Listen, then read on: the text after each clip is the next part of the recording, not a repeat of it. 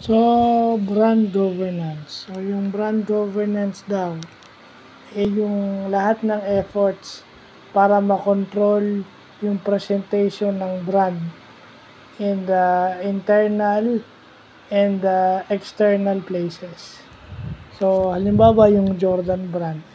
Hindi mo pwedeng basta-basta i-present yung Jordan brand. Meron niyang way kung paano mo yan ipe-present.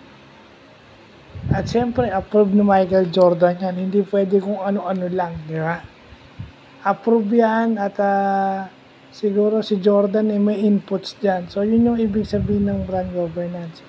Para mapangalagaan yung brand, yung efforts para mapreserba yung brand in internal places and external places. Kahit sa labas or in public places, pinoprotektahan yung brand.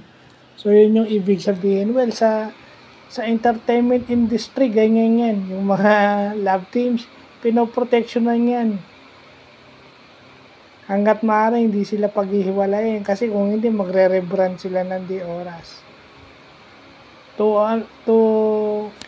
Para ilapit sa current issues ngayon. No? Sa entertainment industry, ginagamit yung brand governance. Ang example dyan, yung mga love teams. So, yun lang.